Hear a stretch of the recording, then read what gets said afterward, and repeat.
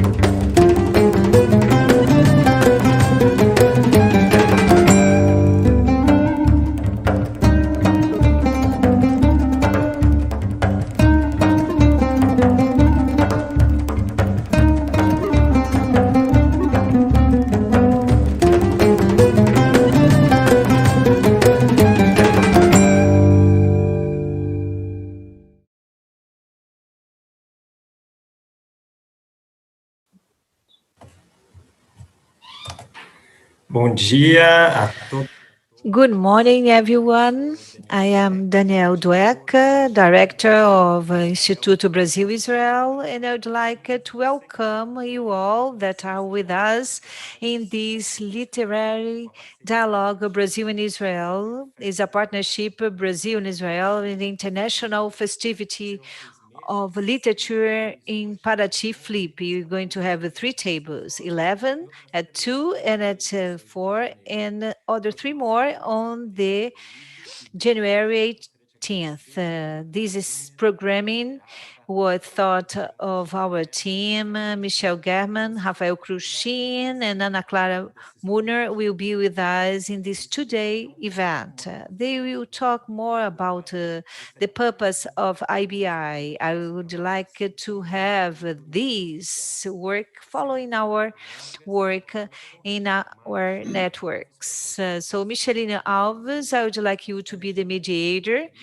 of this first table. She's a journalist and a reporter and one of the scripter of Bial Conversation in Global TV, and she had in Palestine as well in Israel, and she will be the mediator of this first table. Have a wonderful session. Thank you. Good morning. It's a pleasure to be here.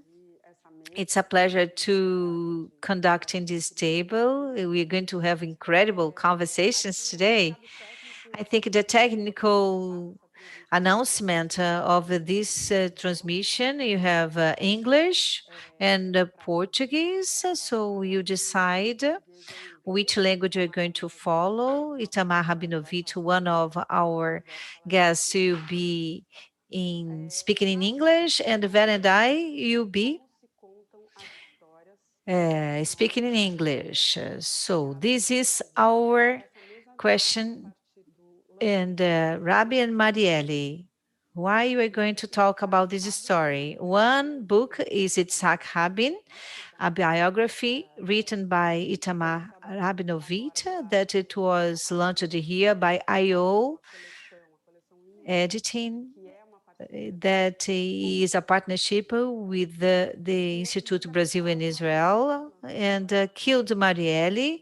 It is a book written by Chico, Otávio, and Vera Araújo that will talk about the backstage of the investigation and Anderson Gomes that happened in March 14th, 1918. Chico Otávio couldn't be with us today, unfortunately, but her partner is here, Vera Araújo, will be dialoguing with us. We're going to talk about both. We'll have Vera as a reporter, as well as she's a lawyer, having worked for Jornal do Brasil, and in 2005 she reviewed the existence of a paramilitary groups in Jacarepaguá, Rio de Janeiro region to extort money from residents. It was her idea to baptize them as militias. For this report, she won the Special Team Lopes Award for Investigation Journalism, among other awards. She received the Imprensa Abertel. Itamar Rabinovich was Israel's ambassador in Washington in the decade of the 90s, when it was part of Rabin's team during in his second term. And it was when there was the assassination. He wrote several books and was the rector of Tel Aviv University and is a professor of New York University. You're going to have university. We're going to have the chance to have the two sides of the stories of Rabin and Marielle. Marielle is well known here in Brazil, and Rabin, the giant of the international politics. And you're going to have the time to know more about both.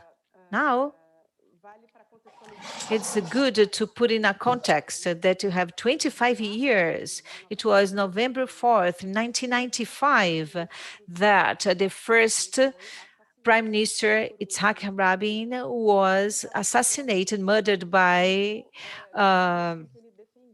Jewish radical that was really having a speech about a peace movement among between Israel and Palestine. And so it's fantastic to know more about these biographies. The first one about Rabin, that it was the one that it was very close to the possibility of a solution between Israel and Palestine. I'm not exaggerating when I say that. She was the one that had a very ground floor and bases and pillars, but it was frustrated, this approach, after the assassination. Marielle Rabin relationship, it's not that obvious. This is something that I see as an attempt, I would say attempt of IBI to delineate this conversation about Brazil and Israel. Of course, you don't have a copy of the stories, but the experience of life of Marielle, a Black woman from the outskirts of Rio de Janeiro, represents people that are not in the center of the decision making. The power is the opposite of Rabin, of course, that he was a character, that it was a general of the Israeli army, a leader, international leader, white, and the people that are in the power, they have this type of characteristic in the world today. But what you have as a link of two stories is the fact that they were really assassinated because they were politicians and they had deployments that were very, very important, like a milestones in the two societies.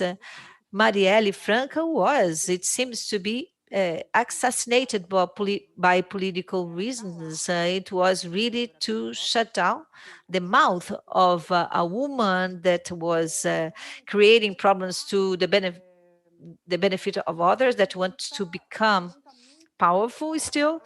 And it means a lot to do with our democracy in Brazil, as well as what happened in Yitzhak Rabin's reality in Israel. If Marielle, it was an assault, or, it was a violence problem that Brazil still having more violence, deaths, murdering than countries in war, even in the Middle East situation, but it was not uncommon, ordinary assassinations. And for that point, we thought it was possible to have a conversation like that. And what Mr. Rabinovich says in his prologue in the book, it's very explanatory. He says, the majority of the deaths simply happen in the end of life. A political assassination is different from other types of death. Is a death that has its own meaning with the consequence. An assassination is not the end point of a person's life, but the starting point into a new reality that the death created. Let's put it in quotes. And it has a lot to do with the two cases.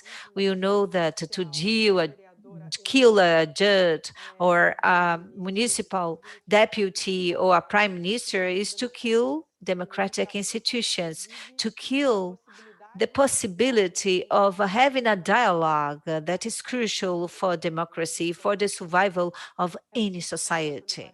It seems so interesting to have this relevant conversation, and I think we're going to make it true with the actors.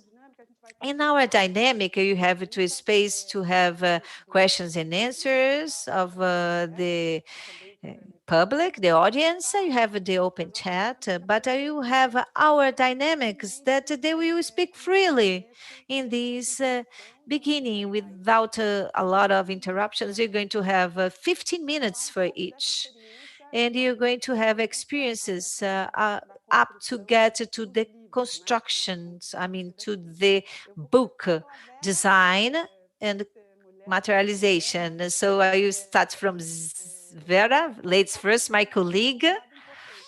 And an important point, it was in March 2005, on Sunday, Globo published on the following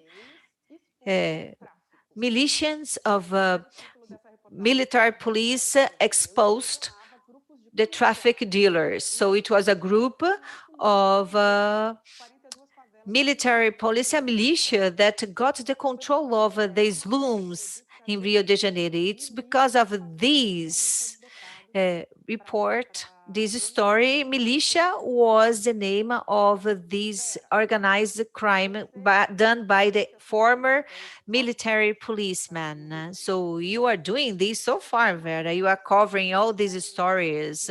And you got to know Marielle. You are not that a good friend, close friend, but you knew her before becoming a municipal deputy. So I'd like to hear from you about this relationship with her as a character, as a personality. So you had so many articles, stories, and you decided to have this book written. It's quite risky to write about this issue.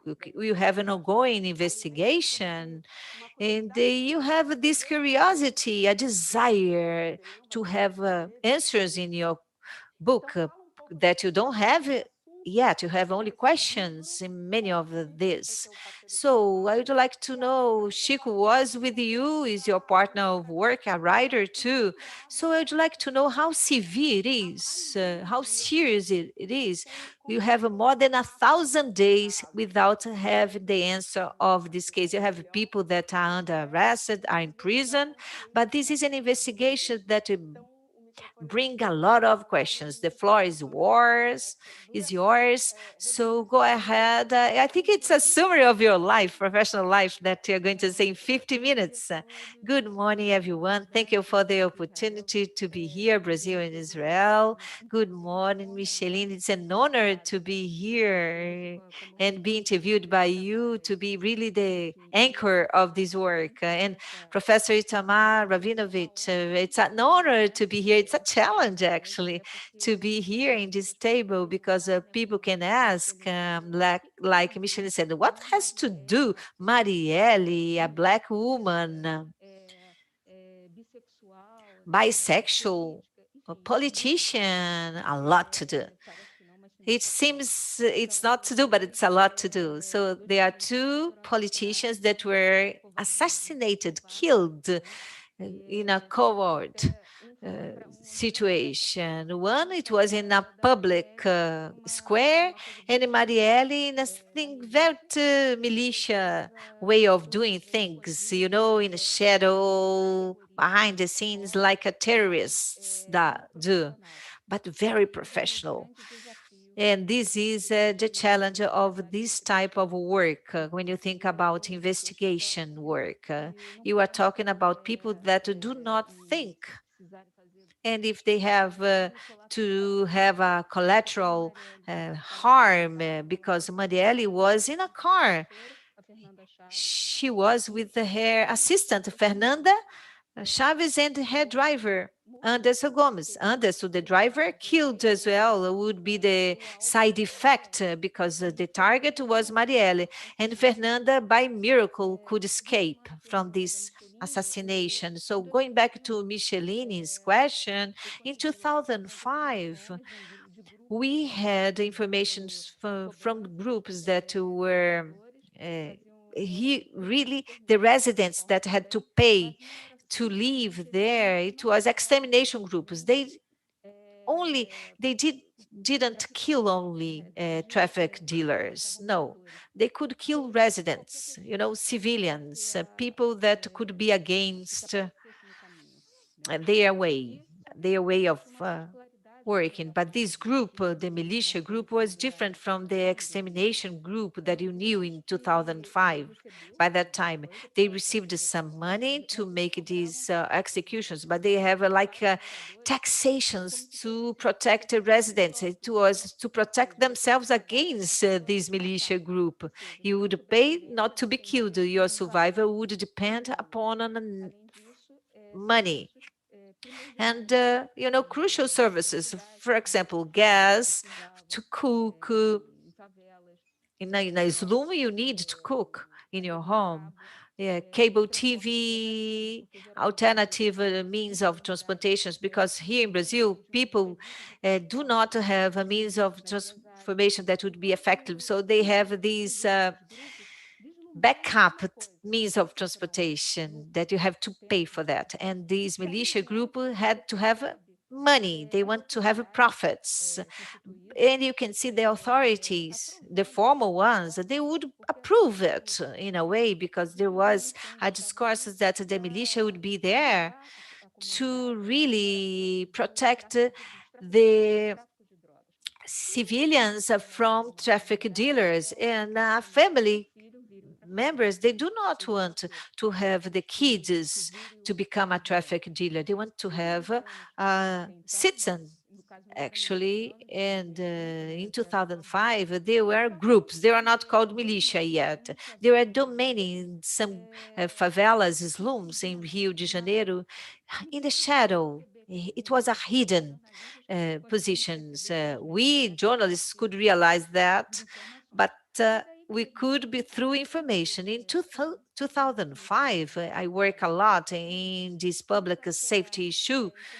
We got information about this growth of those groups in an area that it was called Jacarepaguá area, in Campo Grande area. I started in Jacarepaguá, because there was an oldest slums in Rio de Janeiro that had this type of protection, if I can tell.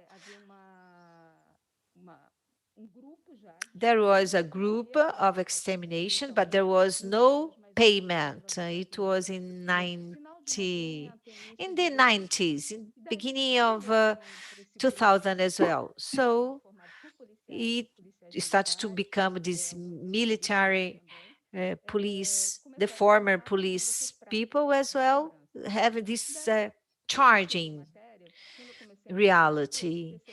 They were starting to charge the civilians, the residents, and I cannot say that they are called extermination group. It was not a kind of a parallel police because they were more violent, from a place called Minas Gerais. And I saw it was not an extermination group, it was not so violent group, it was not the SS.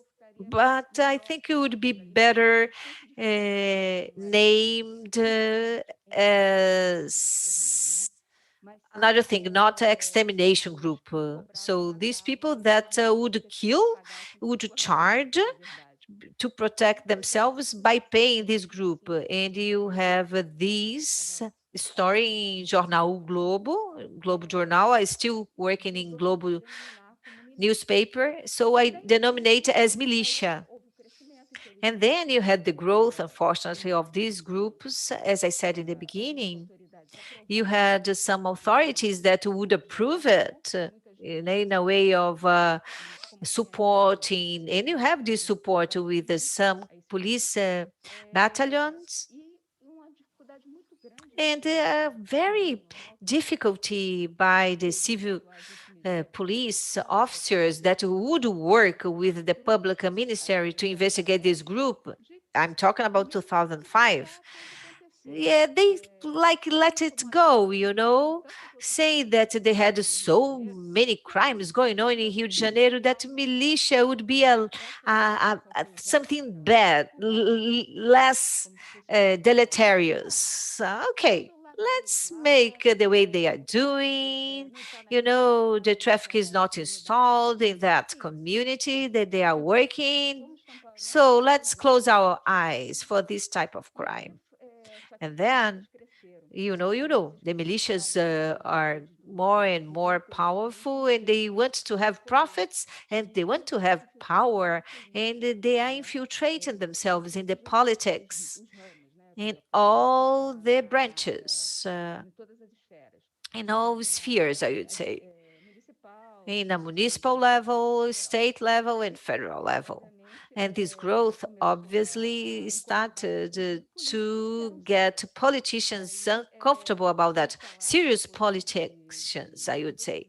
And after I had the story, other newspapers and channels started to talk about militia, and there was sequestration, a kidnapping of journalists. So the civil society manifested, and they had this name. It was in 2008 that you had militia, and they started to exist.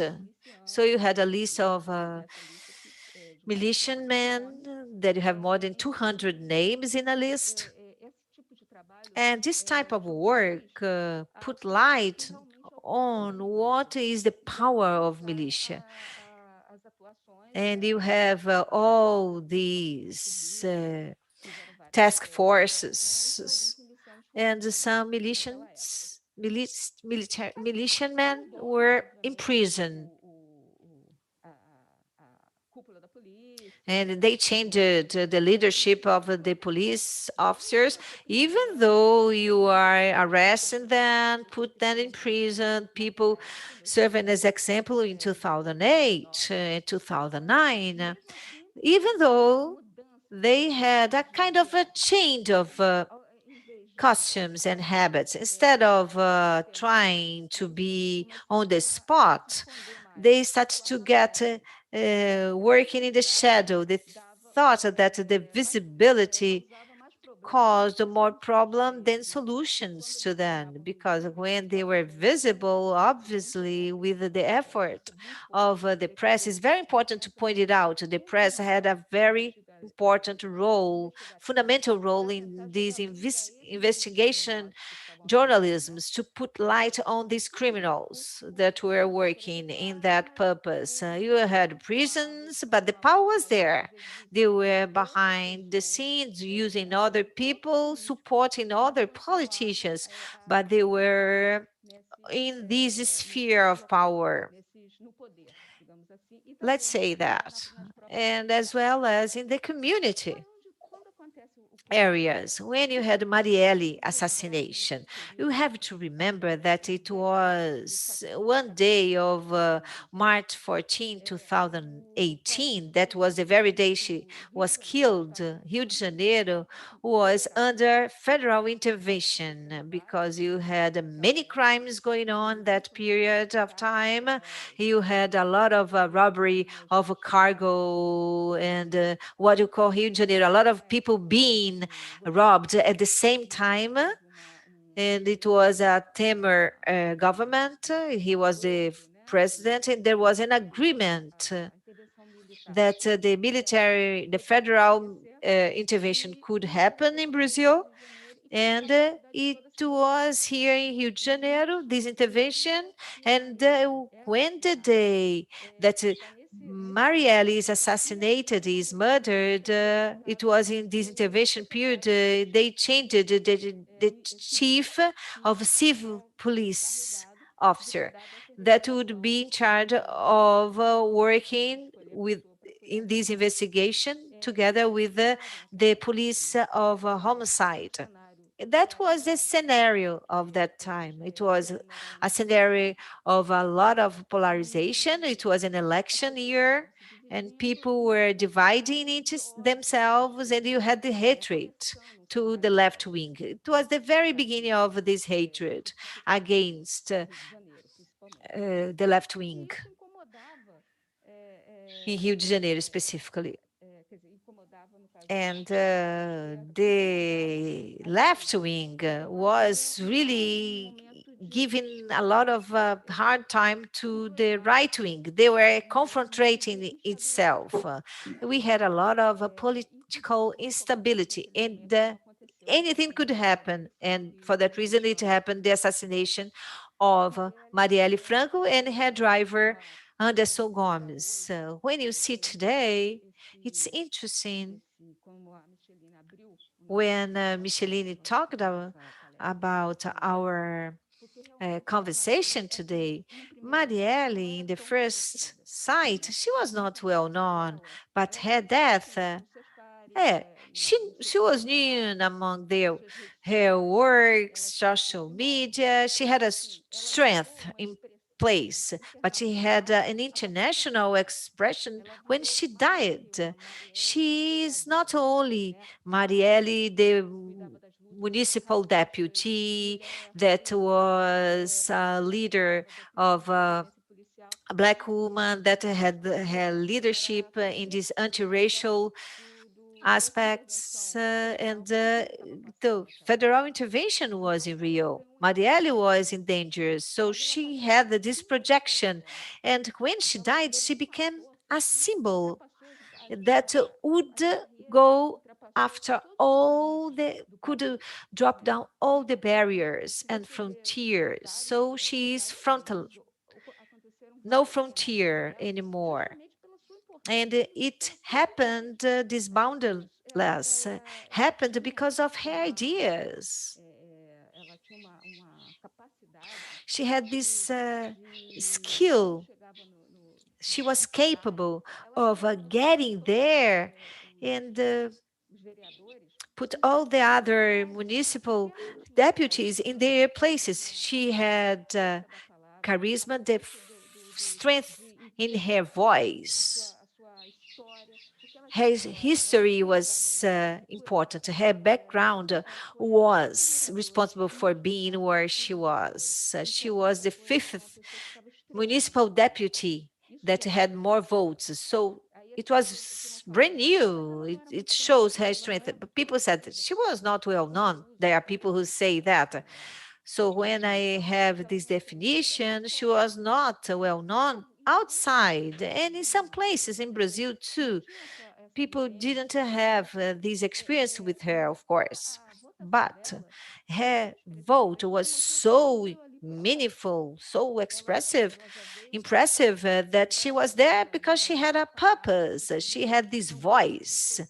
She was there because she had a mission.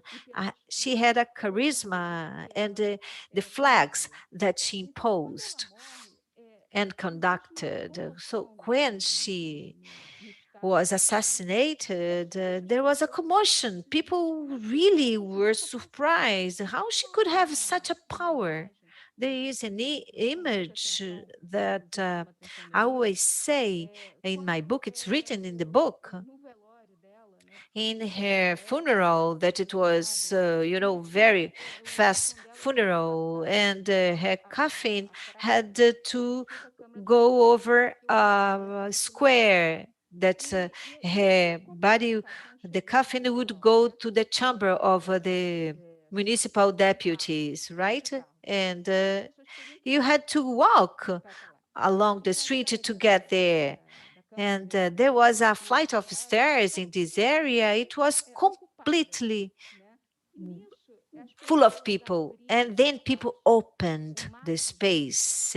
This sea of people opened, and the coffin, the two coffins could go these this image is very strong. And it brings the expression what she means. She meant? No, she means. I don't like to say Marielle in the past.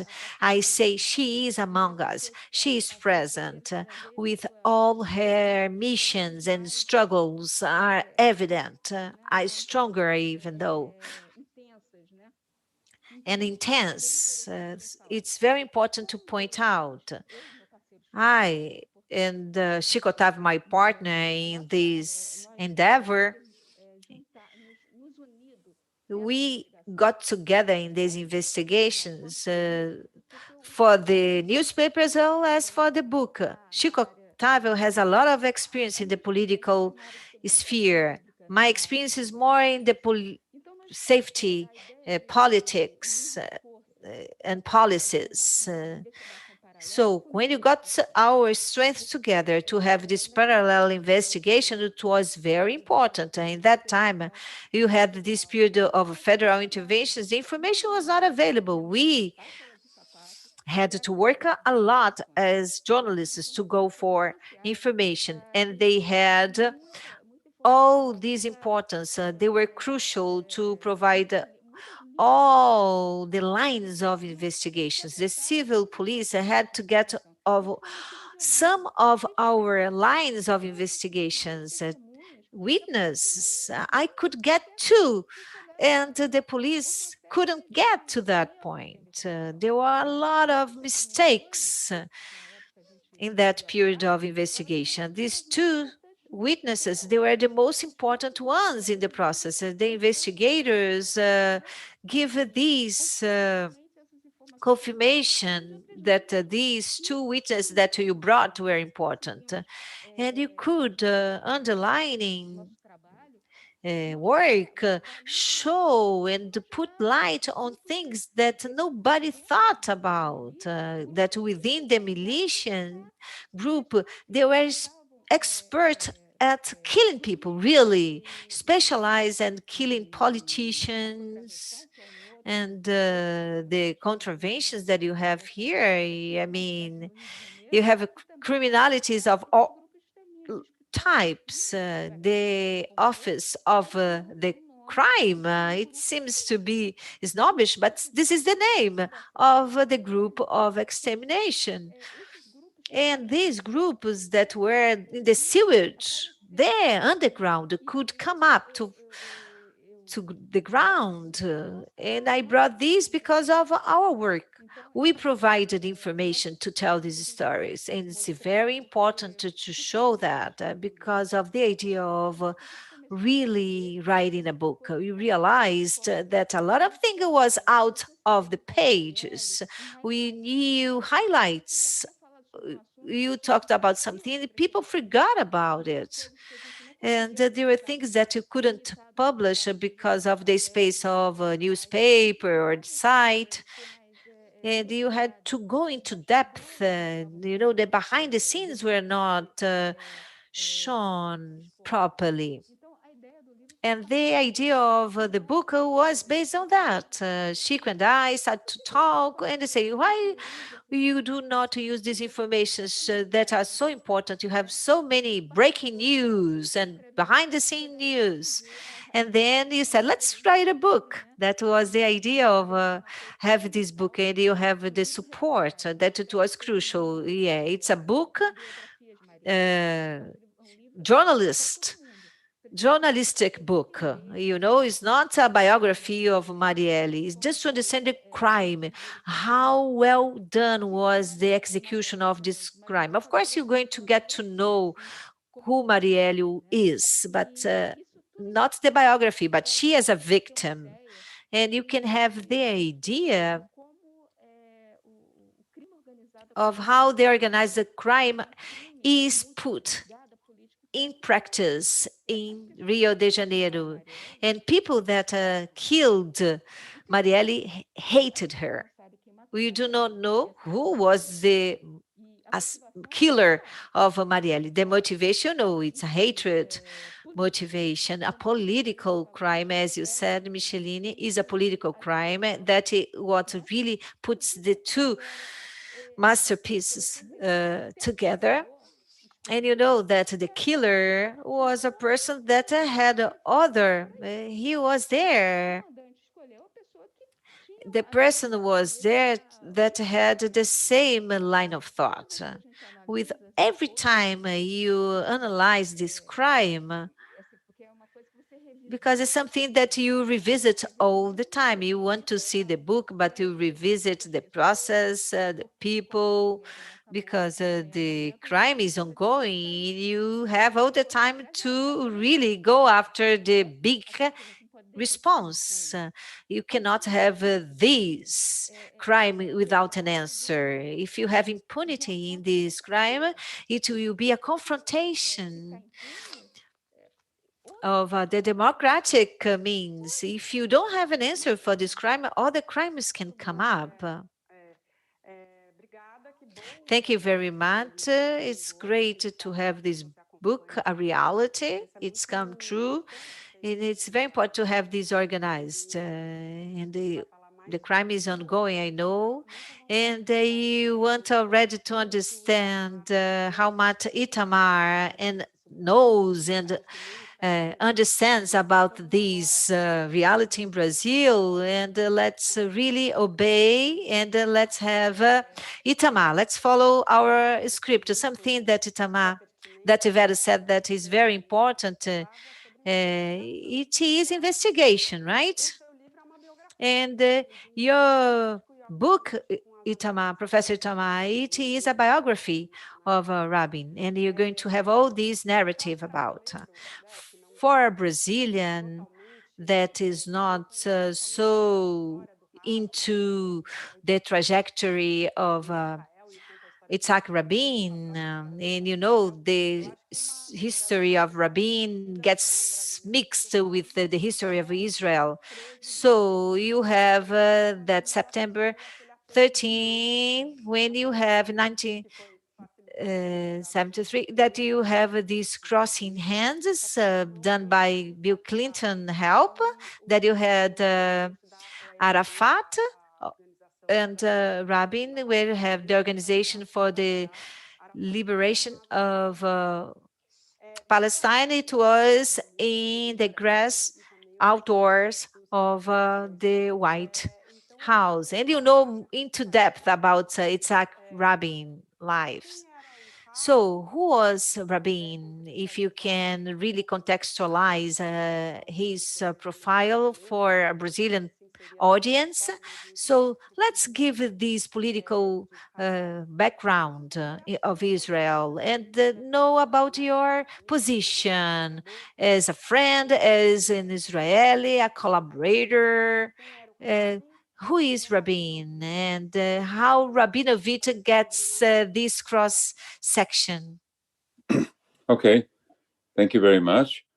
Well, Yitzhak Rabin was Israel's prime minister twice, for 3 years in the 1970s and again in the 1990s, from 1992 until his assassination in 1995. The subtitle of the book is Soldier, Leader, Statesman, and it follows the career and the evolution of Rabin from someone who joined the forces of the Jewish community in Palestine before the state existed during World War II to defend the Jewish community in Palestine from the German army that was progressing in in Africa, from Libya towards Egypt and possibly towards us, and then remained in the military forces, fought in our War of Independence in 1948, stayed in the army as a professional senior officer, became chief of staff in 1964.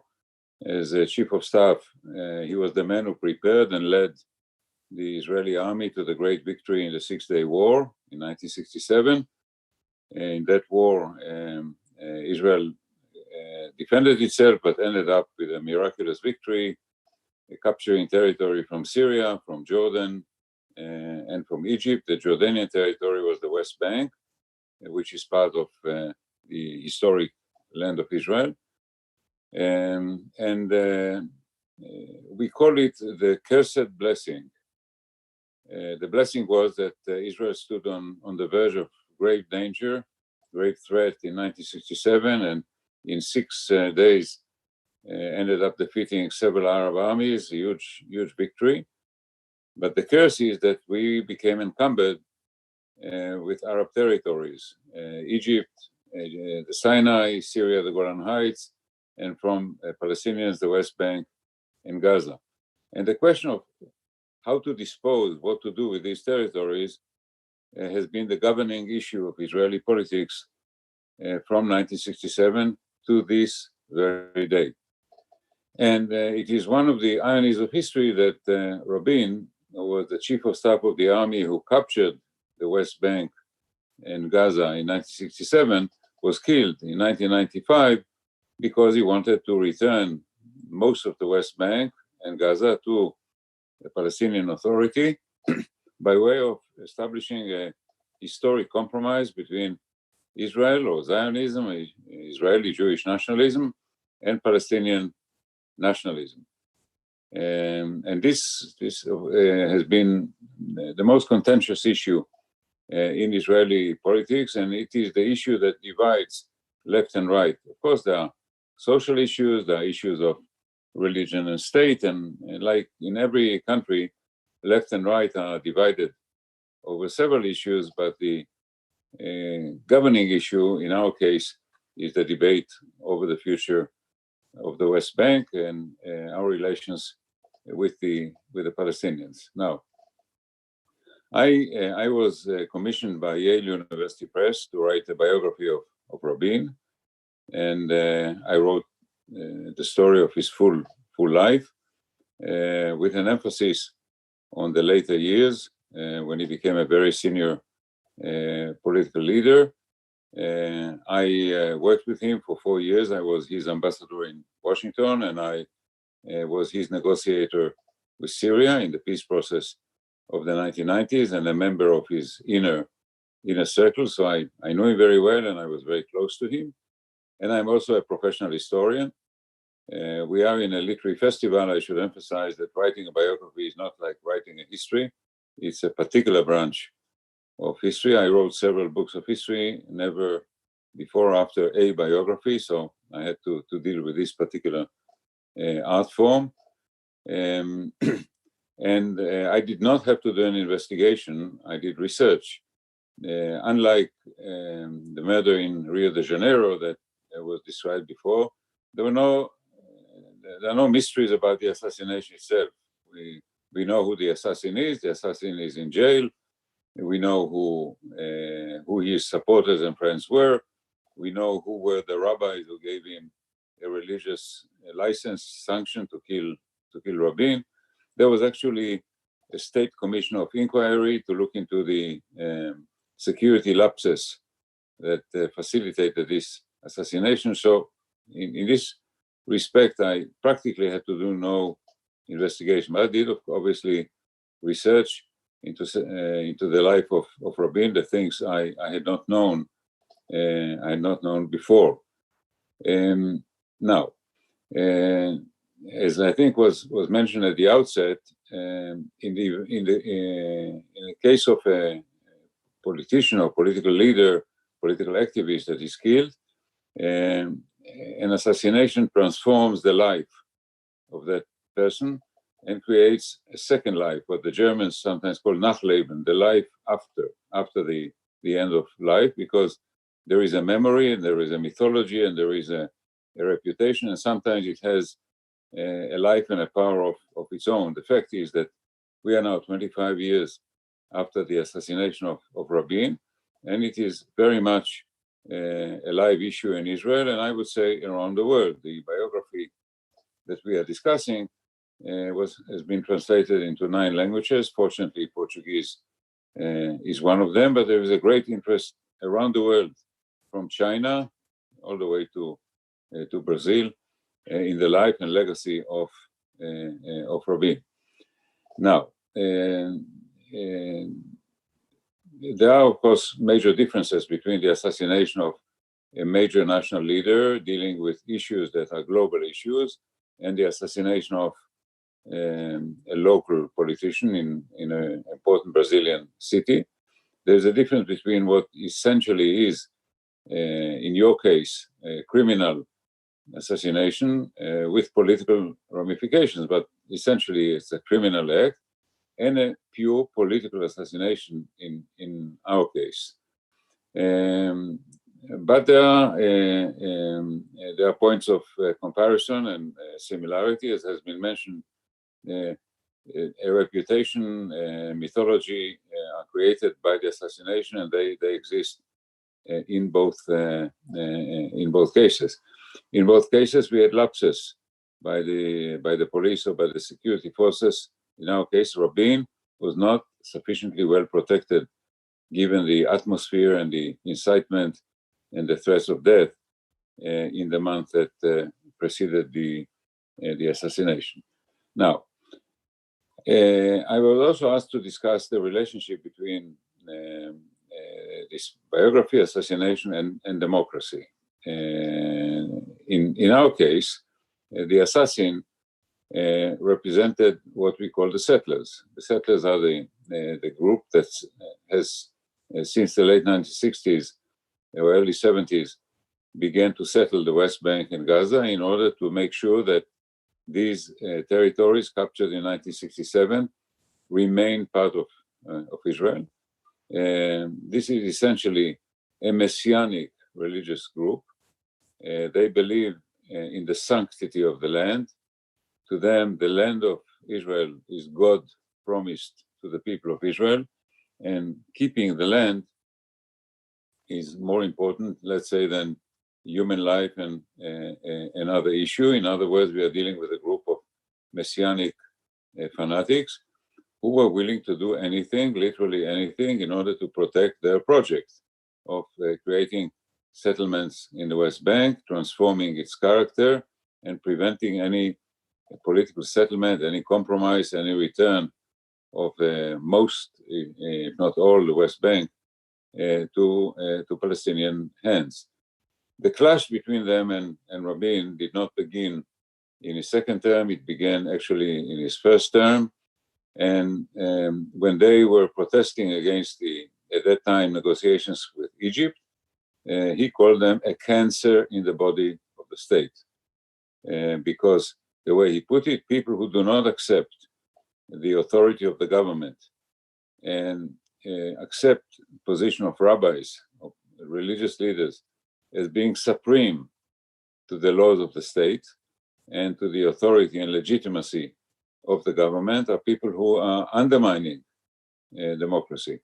If you want to live in a democratic state, you have to accept the rule of law. You have to accept sovereign laws of the state as supreme, not subordinate to religious decisions. Otherwise, democracy is corrupted, and at the end of the day, could be lost.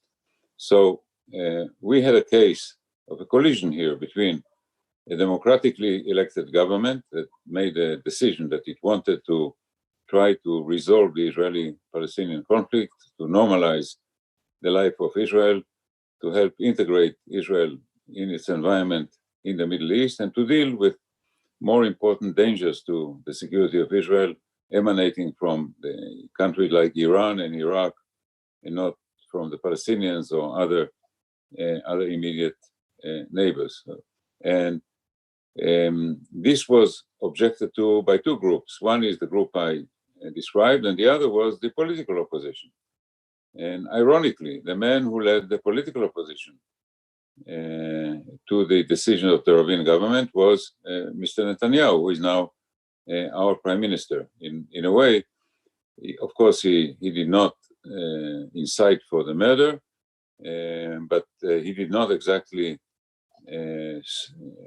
criticize incitements by others. But he led a political opposition to the policy of the government, which is legitimate. And that's you have a coalition, and you have the majority, and you have the opposition. Government coalition made a decision try to implement a policy, and it is the right and sometimes even the duty of the opposition, if it thinks otherwise, to oppose it. But then it began to deteriorate into violence, into closing of roads, into violent demonstrations, and incitement, ugly incitement. There were rabbis who lived in the settlements who authorized the assassination of Rabin. They cited some laws from the Jewish tradition. One is called the law of the informer, and one is called the law of the oppressor. And in both cases, Jews who engage in that activity are subject to death. And we know from his own testimony that the assassin did go to see some of these rabbis. He did not receive an explicit permission to kill, but he was given an implicit permission to kill. That is to say, he described what he was going to do, and he was not told by the rabbis, do not do it, there is a sanctity of life. Judaism does not believe in killing or in assassination, and then he proceeded with his act. So in this case, you can see the importance to Israeli democracy and the future of the collision between these forces. Now, there's the question, of course, of what is the meaning of what the consequences of the assassination, and I will conclude my statement by talking about this. So some have argued and continue to argue that the most important aspect or consequence of the assassination was an end to the peace process. This is not my view. I mean, it was a blow to the peace process. It slowed the peace process, but the peace process continued after that, and there were some very significant negotiations by other prime ministers, Olmert, Barak, even Sharon was a right-wing leader. He took Israel out of Gaza and dismantled the settlement in Gaza.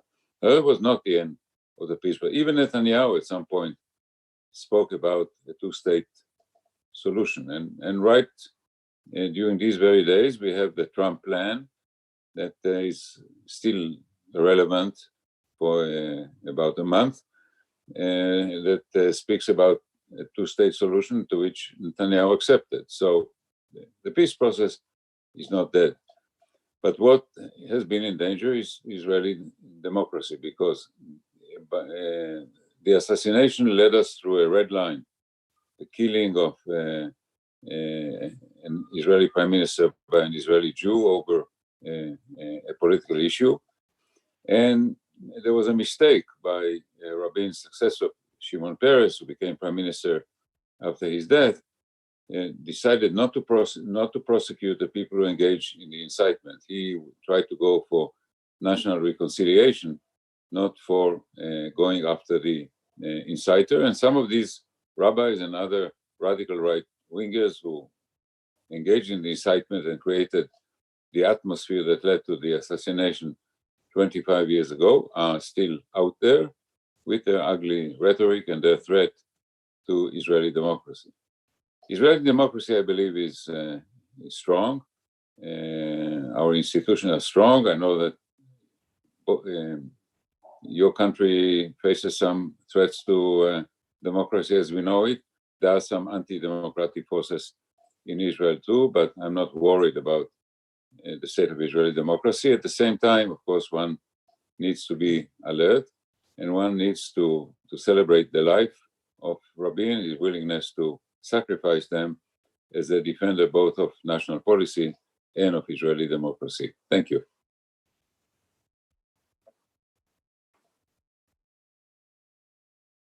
Sem dúvida, eu que agradeço, Itamar. Thank you, no question about that. I will be back to you, Vera, but just to get this memory, what Professor Itamar just said, actually, there is this difference. Clearly, there was a climate very explosive in the air, like something would happen. It was relevant. But in Marielle, it doesn't seem to be so clear, Vera. I don't think Marielle was under threatening. Was she under threat or not? I think it was not mentioned that you had this in the horizon. But Itamar, you say that in the book, you say this mother, 24-year-old law student, nationalist, can get closer in a public square to the prime minister. Yeah, and they had the 3 shots in the prime minister in a country that is really familiarized with violence and terrorism, and all the safety measures are really exponential. So, in that time, there was a mindset in this period of time that the threatening would come from Palestine's people, but ironically, this shot was given by a Jewish guy. So this reality, this perception of this risk would be in the adversary, would be your perception. Did you think that a Jewish person would be responsible for this assassination? As I mentioned before, there was a security lapse, and actually the head of the domestic security agency and the head of the VIP protection unit had to resign in the aftermath of the assassination. And since then, since the assassination, Israeli prime ministers are protected like the president of the United States. A very massive security. In Israel today, in many cases, people do not invite the prime minister to festive events because the security becomes so heavy that it's difficult to manage the event. But Rabin was not protected to that degree. Actually, we have a film of the assassination that was taken on a camera by an amateur from across the street from the public square where it happened. And of course, the first question that you ask yourself is if he could get Rabin on camera from across the square, so could a sniper with a rifle. It was not adequate protection. Also, Rabin was shot in his back 3 times. Rabin did not wear a vest. I mean, there's one thing you do when there is a danger of assassination is that people or leaders wear a safety vest against bullets. Rabin refused to do that because he too was in the mindset that he was not in real danger, even though in several cases there were people who got close to him, who spoke, cursed him or spoke violently against him, or even rattled his car. It was a mindset. And in that regard, it could have been avoided. Actually, I mean, this is something I did study closely when writing the book. There were some alerts, quite a few alerts about these radical groups contemplating an assassination. The name of the assassin appeared on certain lists of the security service, but not as an immediate danger. You know, I remember in the United States, when I was ambassador in Washington, after there was the famous bombing in Oklahoma City. After Oklahoma City, you could not just park a car, you could not stop a car for more than 3 seconds next to the Congress building in Washington. If my driver brought me to a meeting in Congress and stopped the car for me to get out, after 5 seconds, several policemen would be on the car and said, move, move, move. This is what I call protection. We did not have that kind of protection in that period on the night when Rabin was killed.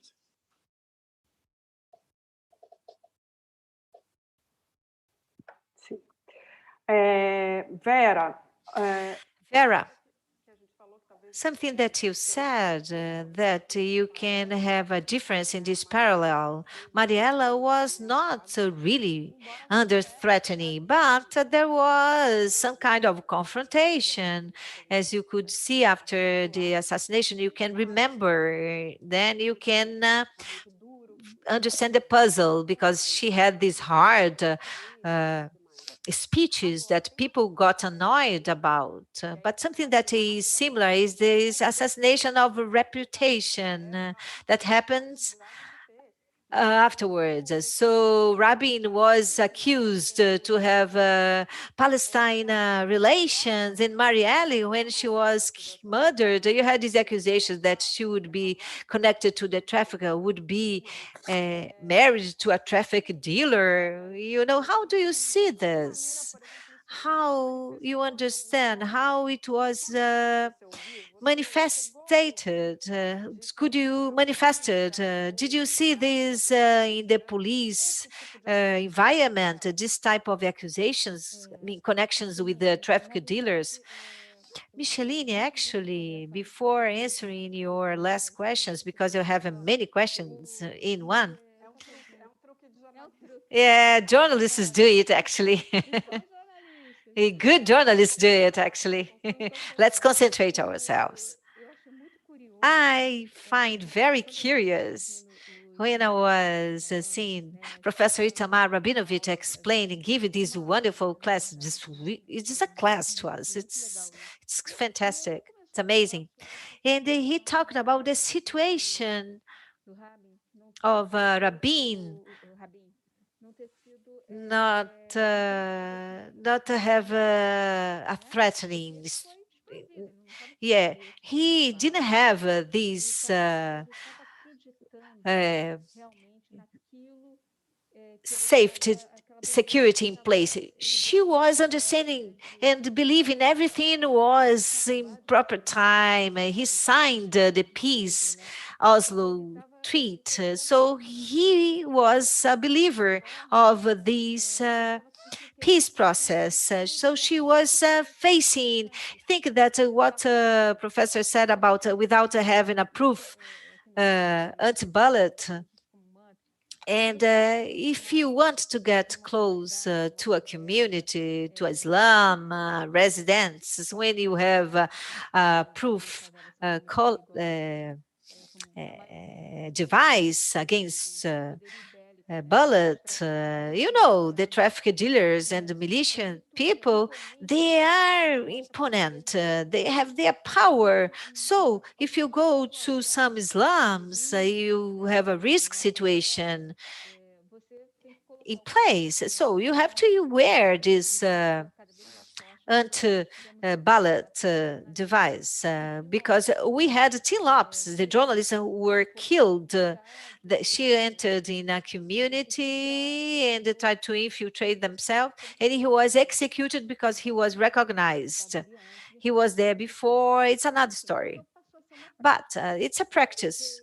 So when Rabinovich started to talk about that, I imagine I myself, I try in some situations when I am infiltrated to get close to these persons and obviously taking care of my security, not have these, don't wear this bullet proof thing. You have to understand and study better the territory to get close, because when you wear these, it's something psychological. People that live in these slums said, I'm here without wearing these anti-bullet proof. I am exposed, and you come here, an external person, to ask me and rely that has a trust wearing this. I don't know if I did a good correlation and analysis when Rabinovich talked about that. I entered in this Rabin's world. I think he had this approach. So if you are wearing something, so how can you rely on this person talking about peace, but he is wearing this anti-ballot thing? So this was the association that I had when I listening. For that reason, I said it was really a lesson that I learned from Rabinovich. He was not threatened because he was there in the name of peace. Marielle was the same. He was there in the name of peace. And she could not realize the danger, but you can say, she was from the human rights, and she was an assistant of a deputy that was confronting all these militant thing.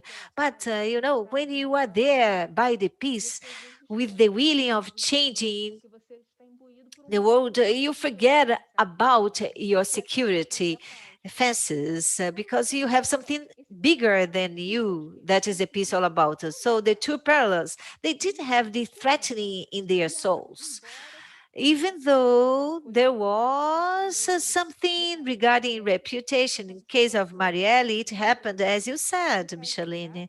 In the case of Rabin, you had this situation in place of creating narratives. It's not really a Jewish, no, he's not a Jewish in the blood, someone said, but Marielle, of course, didn't have that. It happened afterwards, trying to have the image, the coffin, when it was open, the space to go, it shows seeing the mind of a person that wanted to eliminate her. Say, gosh, this woman now is an icon. So it cannot happen anymore. Our plan of extermination will be behind the scenes. So what they thought, let's have this image of a person that is the opposite to what she was. So had the accusations in social medias, the fake news. In that time, 25 years ago, Rabin's time, was in meetings, in conversations here in Brazilian time, in real time, you use the social media. So they started to have a campaign against Marielle, say that it had nothing to do. But if you ask if it was the beginning object of investigation, yes, but it was not taking long. Nothing was confirmed. No notion about that. So you have comparisons to do in the two situations. It's curious. It's very curious. It's strong, this relationship, because Marielle had these areas of conflict that she was tackling violence. She was playing the chess of militia, because they had a battalion that is 41 in Irajá is the name, where the police officers had some young people of the Islam community disappeared, and these police officers were under investigation. And she had this denounce aspect. She has never threatened, but she was in this investigation line by this militia. And when she was speaking in the plenary session, in the chamber of municipal deputies, the majority men, politicians, and she knew what to talk to them, talking about anti-racism. She was LGBTQ plus, so it's another flag that she defended. So she had some reasons against her, and in fact, she was elected with many votes. 42,000 represent people that were defending the same flags, the same rights. So, and you brought something personal about that. The explanation of Professor Rabinovich brought this perception about security, not only the characters that you are leading and dealing with, but your own security. You are not using mask only because of COVID. You have these care not to be so exposed. Are you afraid more about that? than before because you are covering this conflict for such a long time. How about your fear today? Things changed. There are different moments, distinct moments. In 2005, when I wrote and talked about militia, I had problems in my skin, and it affected me in that time. I had a panic syndrome, but it was really real. But the fear in that time was much amplified nowadays, because when you start to investigate, as the case of Marielle, for example, I had the idea. I have experience. I have more than 30 years in this profession. I thought and I realized that things is absurd, is this underground life of the crime is terrible. And you do not trust anyone. So you have these bigger proportions that when you started in 2005. Now the proportion is even worse. It's even worse today. Oh, so sorry, Vera, about that. It's tragic for Brazil, because the press is under threatening as well, right? Going back to Professor Itamar Rabinovich, I would like to get politics and the deployment, the unfolding scenario that you have, the failure that you have of the center, the left center of Israel, the left center wing, with this national trauma. I think it contributes to Netanyahu to keep in power with such a solidity, with these successive mandates, and apparently without adversaries to confront him. In Brazil, the left wing is charged because of the victory of Bolsonaro. There is this self-criticism, the strategies or lack of strategies of left-wing made it happen. So, in your opinion, what kind of a self-criticism you should have in Israeli center-left? Do you have a self-criticism? How do you see that? I would like to hear from you about the opposition in Israel. Yeah, the opposition is fragmented. Actually, the country is divided more or less down the middle. We had in the last 2 years three elections in which there was no decision. There was a small majority to the anti-Netanyahu forces, 62 to 58 out of 120 members of our parliament, but they could not form a government. And ultimately, the head of the opposition joined right now a national unity government, and actually managed to destroy his own party in the process. The most recent development in Israeli domestic politics is that from inside Mr. Netanyahu's own party, one of his critics now seceded, and he's going to be probably challenged more effectively from the right than from the left. You have to remember, Mr. Netanyahu is also facing criminal charges. His trial will begin in February. He's been indicted on 3 charges, and of course he's presumed innocent until the process is culminated. But he is under a cloud. Center and left have not been able to build a leader after the assassination of Rabin and death of Peres and the failure of Barak as prime minister. They do not have an effective leader who can win an election. And also the whole issue of the Israeli-Palestinian conflict has now been overshadowed by the success of Mr. Trump's diplomacy in normalizing relations between Israel and Arab countries like the Emirates, Bahrain, and most recently Morocco. This puts a different emphasis, maybe mistaken, but right now a different emphasis on the whole issue of Israel's relationship with its neighbors. Of course, the election of Mr. Biden to be president of the United States could bring back the policies of the days of Obama. Mr. Biden was his deputy for 8 years. This is an open question.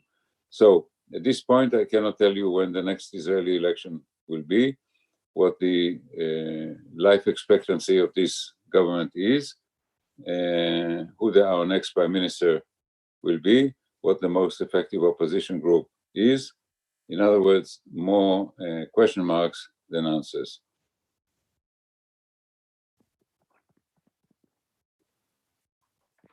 Aqui é parecido. Here is similar. We are in a similar scenario. You have some questions from the audience. I think you open for you both to talk. The President Jair Bolsonaro is used to having this knife that he had in the election time to create an equivalent scenario to the assassination of Marielle, the attempt of assassination that he suffered. He said that sometimes, many times, but I think it was a kind of a lonely wolf instead of the hatred that you had in the case of Rabin and Marielle. How do you understand the differences and how it's important to see these distinctions in order to have situations like that? How can you face it? Can you take the risk, Vera? It's a difficult question, but a good analysis. This kind of hatred scenario. Sorry, I got the point. Now I took the leadership to talk. So every time the president said that his case was even more serious, the investigation was reopened. It was concluded, but let's have another investigation, had the second investigation that concluded that it had the same conclusion, that it was a lonely wolf attack, a person that had hatred, you know, but the hate is the focal point. In a polarized scenario, it is like a kind of quarrel, a fight between two football teams. One, you have a knife to the president, and the other side, kill a municipal deputy. But you have the proportions to be taken into account, but the president was doubled investigated by the federal policy. Here in Rio de Janeiro, you have the investigations ongoing, and the level of complexity was even worse because it was in the middle of a crowd. It was recognized, it was taken under arrest by the security offices of the president. But in Marielle was really a crime that it was pre-announced. It was thought before. And then the police officers of Rio de Janeiro couldn't have the authors of people that are under suspect that will go to trial next year. They don't have the image. People that were in the car that really made the crime come true and executed Marielle. It was necessary to have many breaking of secrecies, that it was really complex and complete. And the police do not have this habit. The crime of Marielle opened this possibility to discover other ways of investigating. It was only you have, you listen to the criminals. Now you have a WhatsApp that is not so broken. It's difficult to have an investigation like that. You cannot have to have a police officer that the traffic dealer, the criminal, you say, I did like this and that. It was very complex, the crime of Marielle. In a polarized country like Brazil, The group will say that the crime of the president was more severe. Of course it was severe, it was serious, but you got to the author of the crime. In the case of Marielle, we do not have it. For that reason, we have so many question marks.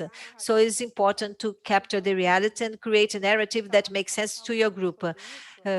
Professor Itamar, would you like to have these dispute of narratives to reinterpret the reality according to the interests of the political wing in course? Yes, of course. There are also competing narratives about the Rabin assassination, because some of the right-wing people claim that the narrative that I've described is wrong, that actually it was a provocation of the security service. We know that the security service did penetrate the right-wing groups. They did have an informer who was actually a friend of the assassin, who was what the French call agent provocateur. And therefore there is this alternative scenario, which is not credible, but is there. It's not surprising. What I would like to do briefly is to compare the Rabin assassination to other assassination, not the one in Brazil that we have, not the Marielle one, because I was looking at analogies. The Lincoln assassination, the Kennedy assassination. The closest I found was not the actual assassination, but the efforts to assassinate President de Gaulle, because the purpose of these efforts was to stop the French withdrawal from Algeria, where there was a group of French settlers. So there are some similarities between the French-Algerian situation and the Israeli situation with regard to the Palestinians and the West Bank, and the motivation was similar. That de Gaulle was lucky; he was not killed, and he could complete the mission. And France is out of Algeria. And actually, I did find indications that Mr. Amir, the assassin of Rabin, was influenced by the efforts to assassinate de Gaulle. There's a famous book and movie called The Day of the Jackal about one of the attempts to kill de Gaulle, and this was a book that he had. He was very much influenced by that.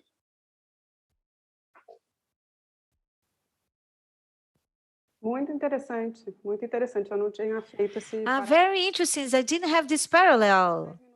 You have the 10 minutes. We are just about to close our session. So let's go straight to the point. I know in this subject it's difficult to be so straight to the point, but Itamar, I will start with you.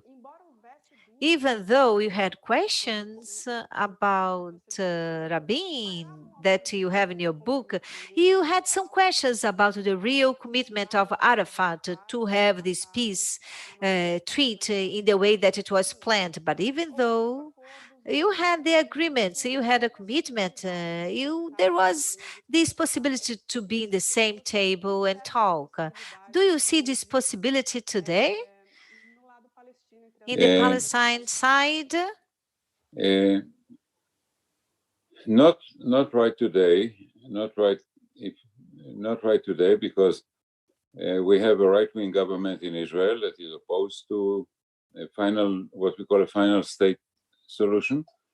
We have a weak Palestinian leadership. We have Mr. Abbas Abu Mazen, who is in his 80s, towards the end of his political career.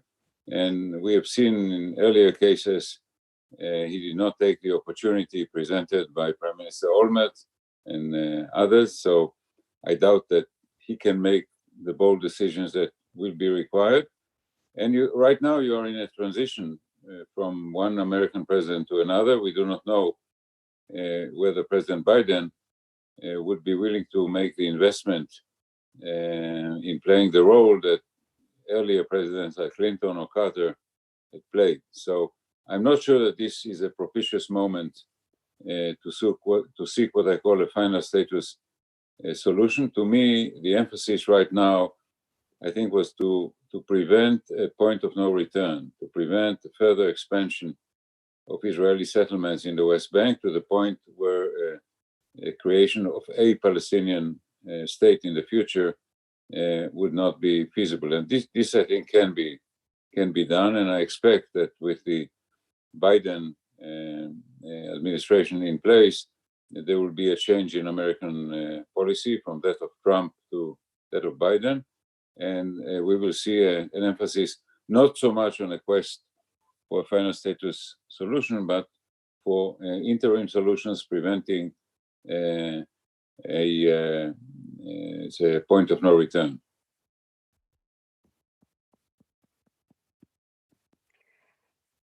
Vera, também vou perguntar sobre solução para você. What about solution, Vera, about your hope to find a solutions? You have more than 1,000 days.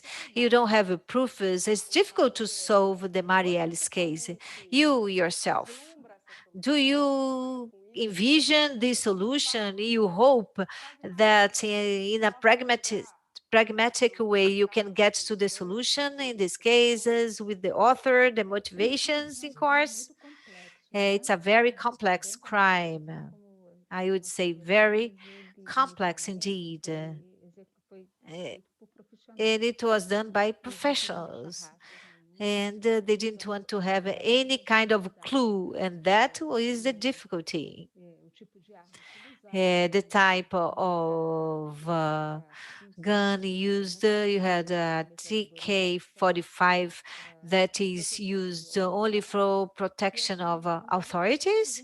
It's used only by the snipers, you know, in these troops, elite troops, is for authorities, life purposes. So it's difficult to have this type of gun available in the market. At least the investigators got to that conclusion. The difficulty of the type of projectile, that it was a projectile that was hired by the federal police. You had some fails in the investigations. All of these contributed to make things even more difficult. And the civil policies and the special police officers to combat the organized crime of public and ministry had to go to other types of investigations of the WhatsApp broken lines in order to follow the data, even by Facebook, to get to the authors where they have really proofs. But the motivators, I mean, the ones that required her death, it's difficult. You had other mobile cell phones that were under analysis, investigations in the computer and the cell phones can lead us to know who asked to kill Marielle. Yeah, hope I always have. We have to believe, have to go up to the end. And these investigations, other telematic breaks. So the judicial line of investigation is going in the Supreme Court against Google to know the cars that passed that was used was seen in December 2018. The broken of the informations of the cell in that area can get to the author. So this is something that is about to come. Another thing is Lessa's cellular, that one of the accused person of the crime, they broke the password to unblock the cell because it's a professional. He had the last generation cell phone, and this last generation cell phone, the safety, the security is very rigid. It's more difficult to undo this broke. You think it's possible, right? So this information that is about to come and others that the investigators have these information kept in 7 keys, if I can say. And I, myself and Chico, we are investigating. You have to investigate because the crime cannot be forgotten, cannot be without impunity. And you have to keep talking about that and try to have the police with this line of investigation. Of course, congratulations, take care. Thank you for being here. Itamar, thank you very much for your presence. Yeah, you gave us a lesson. It was very important, Professor. It's an honor to be with you guys. And before we finish, you have table number 2 at 2 p.m. That is human and difficult times. I have Edgar Keret from Israel and Gregory Duvivier. And that is a lighter subject, but it's crucial as well. So have a good break, have lunch, and see you soon. Thank you very much. Good afternoon. Thank you very much.